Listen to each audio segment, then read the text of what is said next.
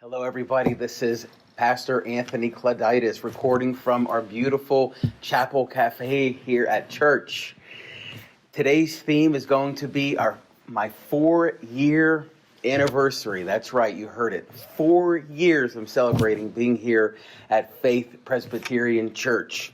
So I want to bring you back, and I want to share with you some of the things that I shared with the group that hired me when I started here, because I feel like that's important for two reasons. Number one, as the audience expands and people are now listening to these messages who normally wouldn't attend Faith Presbyterian Church, it gives you some insight into how I operate. And the second reason is because that was 4 years ago. And so it's a good reminder and refresher for the congregation. Now, 4 years is a long time. Do you know how many minutes that is? That's 1,460. Okay, I said minutes, but that was wrong. That was days. I meant days. That's 1,460. And for minutes, it's 35,040. Now, you're probably thinking, how did he come up with those numbers? Did he just make them up? And no, I didn't just make them up. I'm really, really good at math, and I just did them in my mind a few seconds ago. Clearly, you know I'm joking. So today's theme is 4 years. So 4 years. For those of you that like visuals, I'm a visual guy. 4 years. I feel like I'm part of the furniture here at Faith Presbyterian Church now. All right. So one of the things that I shared with everybody was my life's purpose. Back in 2001, I was in a program at Geneva College called MSOL, which is a Master of Organizational Leadership Studies. And one of the things that they had us do is self-reflect and come up with a life's purpose. So I wanted to share with you my life's purpose. And the reason for this is I want to share with you kind of how I operate, but then I also want you to think about your life's purpose. So the question I want you to ask yourself at home is, what's my life's purpose? What is my life's purpose? Because if you're not living your life on purpose, you're in trouble. Here's a few quotes. One is by Seneca. He said, if one does not know which port is sailing, no words are favorable. Also, another quote by Lewis Carroll, similar. He says, if you have no destination in life, any road will do. So it's important to have a destination in life. Here's mine. I am determined to live out my God-given potential that I have been entrusted with from above in order to bless others and give back glory to God. So every part of that was chosen specifically, and I just want to take a moment and break that down for you all. The first is determination. Now, some people call that donkey blood. Other people call it finding your why. But here's what we know. If you're watching this, you know that life has a series of ups and downs. Not everything's going to be paved smoothly for you. I love the movie, all of the movies with Rocky Balboa. But in part 5, he's a little older and he's having a confrontation with his son. And his son is complaining about growing up under Rocky Balboa's shadow. And his dad gives him a fantastic speech. But one of the things he says in that speech is life ain't about how hard you get hit. It's about how hard you can get hit, get back up and keep going, because that's how winning is done. So the first part of that is to be determined, to live life on purpose.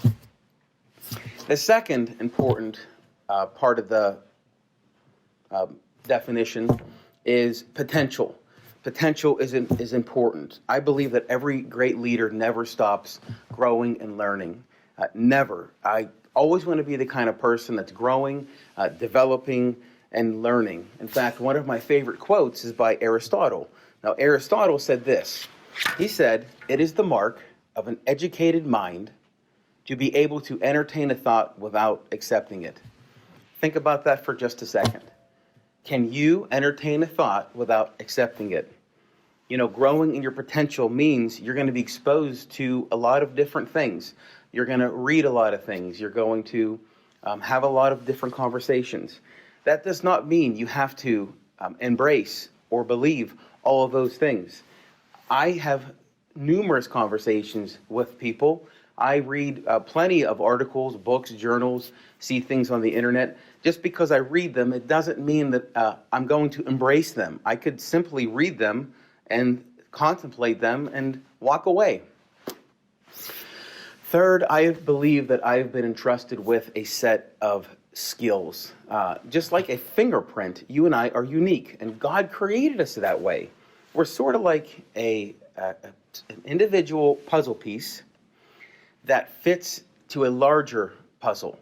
And it's important for us and for you to understand that you have been entrusted with a certain set of skills. Look, I don't know what your skills are, but the point of this is I'm hoping that after listening to this, you start to think about the ways that God has gifted you. Now, moving on. Fourth, once you understand who you are, once you embrace your uniqueness, then you need to put those skills to work. One of my favorite quotes is, your talent is God's gift to you, but what you do with it is your gift to God. To only be aware of your gifts and not apply them, it really would be wasting them. You have to enrich yourself, but the point is that you enrich yourself in order to enrich others. Okay, finally, the final point is this. I believe that I am accountable. That's right, I am accountable for the time that I occupy here on earth. With that in mind, I have to face the fact that one day I'm going to die, one day you're going to die, and you're going to stand in front of your Creator. You're going to stand in front of God. Jesus said, "Behold, I come quickly." That is kind of sobering to think about, that you're going to give an account for your life. So having that in mind, knowing that you're going to have to give an account for your life, that's going to remind you that this life is finite, but eternity is forever. All right, everybody, you just heard my life's purpose, and today we have something extra special for you. We have Tianna Schaffner, who's here at Faith Presbyterian Church, and she's going to sing a beautiful song by Hillsong called "Even When It Hurts." Enjoy.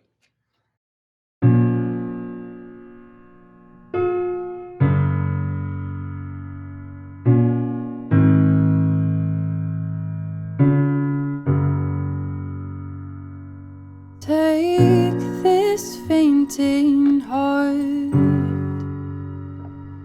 take these tainted hands, wash me in your love, come like grace again. Even when my strength is gone, I'll praise you. Even when I have no song, I'll praise you. Even when it's hard to find the words louder than I'll sing your praise, I will only sing your praise.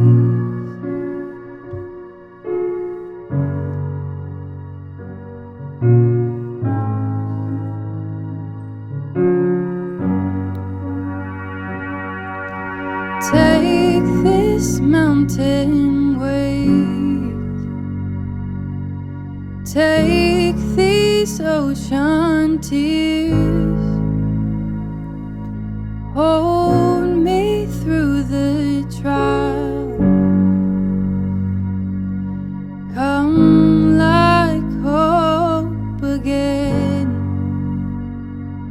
Even when the fight seems lost, I'll praise you. Even when it hurts like hell, I'll praise you. Even when it makes no sense to sing louder than I'll sing your praise, I will only sing your praise.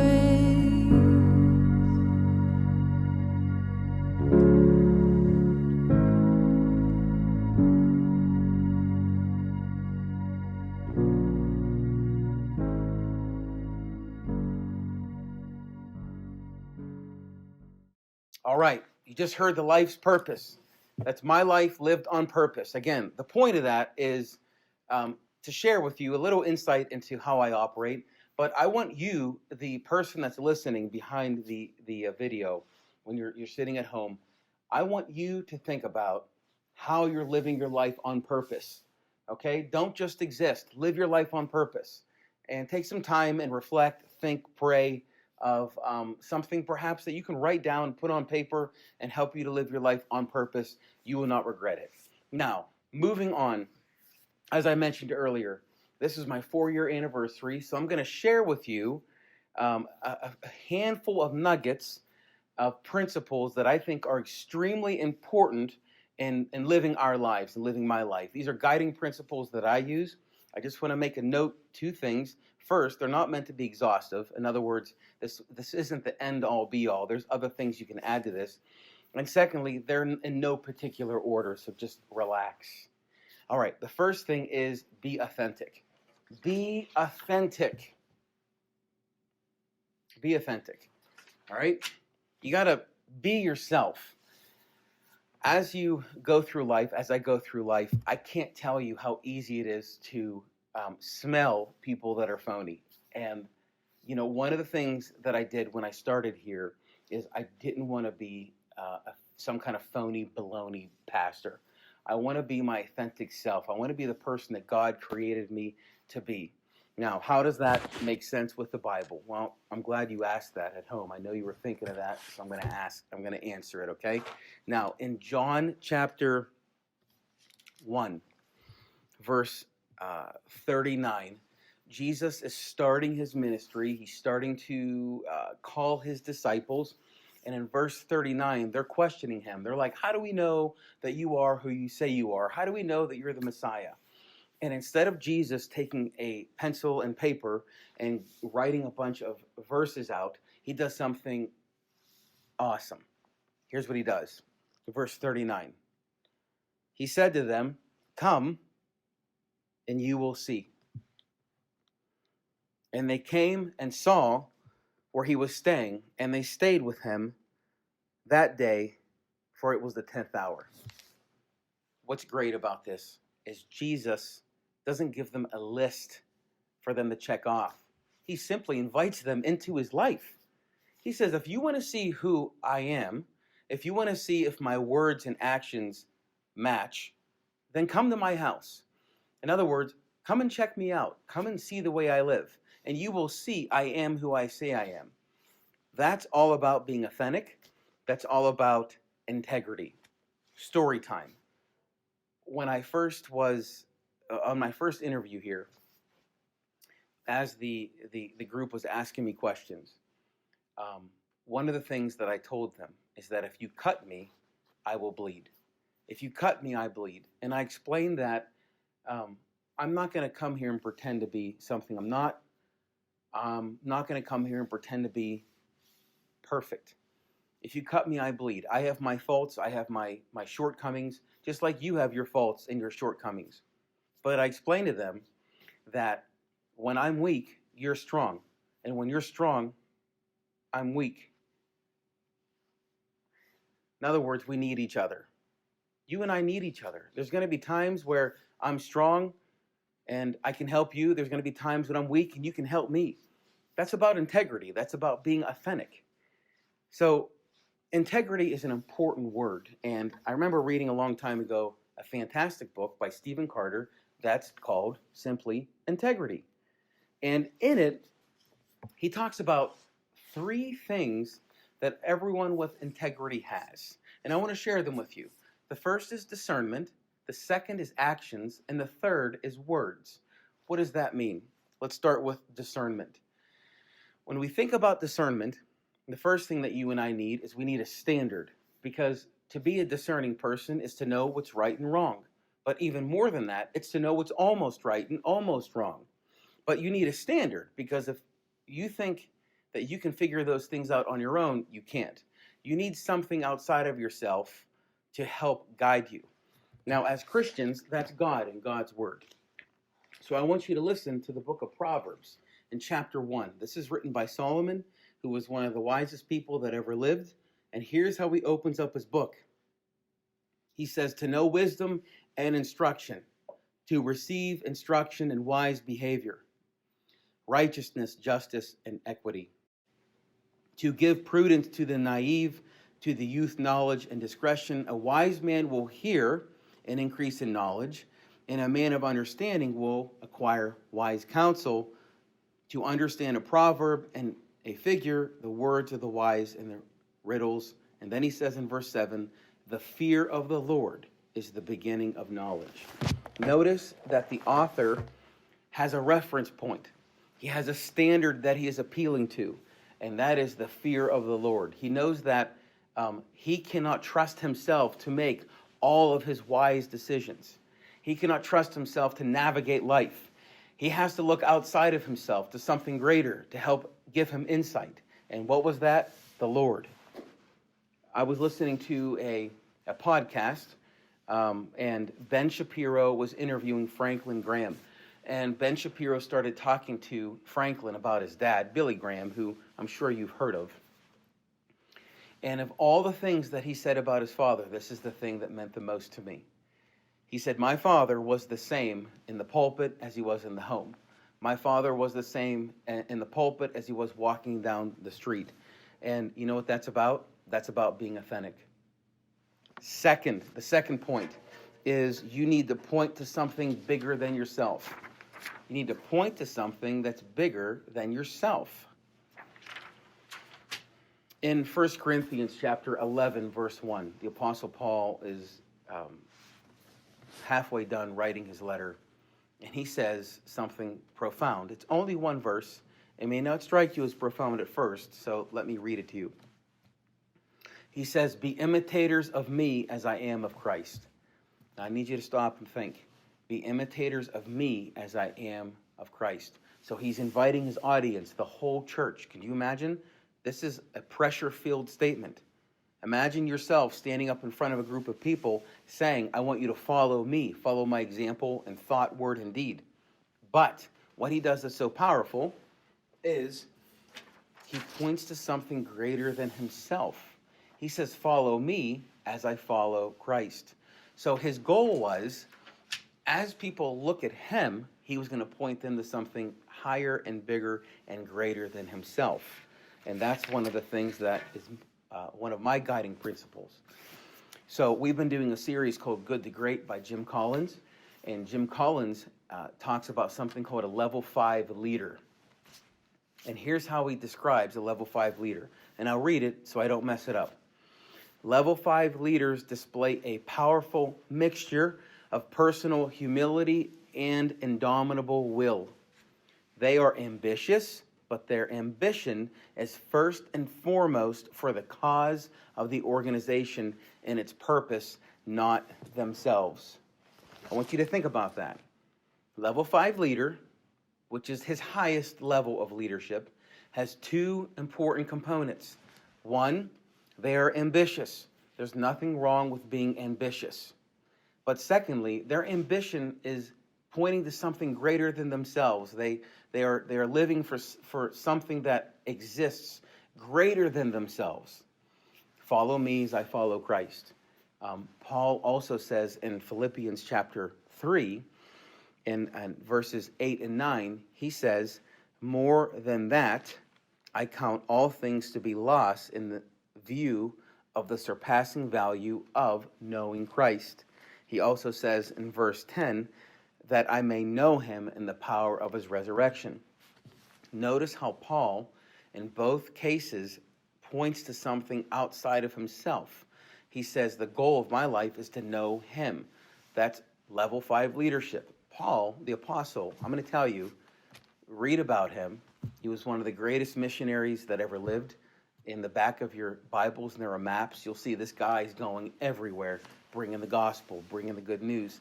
He was extremely ambitious. However, his life pointed to something bigger and greater than himself. All right, next is, what a great theme, that's persevere. Perseverance. Oh man, perseverance is huge. As you heard earlier, I jokingly call this donkey blood. I cannot tell you how many obstacles you and I are going to have in our life. There's going to be so many roadblocks that you have to face and I have to face, but you got to persevere. In Hebrews chapter 12, the author talks about running a race, right? The race of endurance.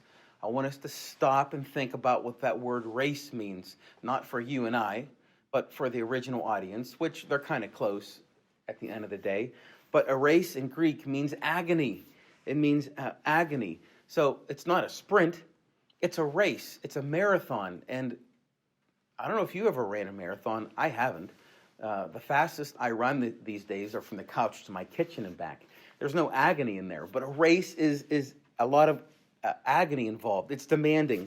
There's self-discipline. There's determination. But also he talks about in that passage endurance. And endure means to just keep going. It's to continue when you want to give up. And that's what we're called to do, to persevere. I heard a story told about the Chinese bamboo tree. All right, and I think it was by a guy by the name of Les Brown. And I shared this with the congregation many times, but it's worth repeating. Apparently, there's this Chinese bamboo tree, and it takes like 5 years to grow. But the trick is you plant it in the ground, and you just go out and water it every day. You see nothing for like 5 years. So imagine what that's like. Imagine being in your house. Imagine looking outside and seeing your neighbor walking out with water, watering the ground for 5 years, and then going back in the house. You probably would think this person's nuts. And then all of a sudden, apparently this Chinese bamboo tree, over a short period of time, sprouts up and grows gigantic. And the point is that a lot of times you can't see the benefits of what you're doing. You're working hard. You're waking up early. You're exercising. You're doing all these things. But a lot of times it's like you can't see it. But then it pays off, just like that Chinese bamboo tree. Perseverance is super critical. Whatever you're doing, whatever you're going through, here's my advice. Ready? Just keep going. Now, last but not least, I referenced Rocky Balboa earlier, and now I'm going to reference one of my other favorite people, and that's Bruce Springsteen. Bruce Springsteen spoke at his good friend Danny Federici's eulogy, and if you know nothing about Springsteen, that's fine. Just know that he has been around for like 50 years, and he's had a band that's been around for that long, and one of the members in his band had died. And this was part of the eulogy, and I want to read it. He says, let's go back to the days of miracles. Pete Townshend said, a rock and roll band is a crazy thing. You meet some people when you're a kid, and unlike any other occupation in the world, you're stuck with them the rest of your life. If we didn't play together, Springsteen says, the E Street Band at this point probably wouldn't even know each other. We wouldn't be in this room together, but we do. We do play together. And every night at 8 p.m., we walk out on stage together. And that, my friends, is a place where miracles occur. Old and new miracles. And those who you are with in the presence of miracles, you never, ever forget. Life does not separate you. Death does not separate you. Those who are with you create miracles. And like Danny did for me every night, you are honored to be amongst him. Of course, we all grow up and we know this. It's only rock and roll. But it's not. After a lifetime of watching a man perform his miracle for you night after night, it feels an awful lot like love. Well, friends, this is my 4th year being here. And I'm going to tell you, the late night conversations, the long counseling hours, the sermons preached, the phone calls, it feels at that time a lot like work. But I'm here to tell you that after 4 years standing here, it feels a lot like love.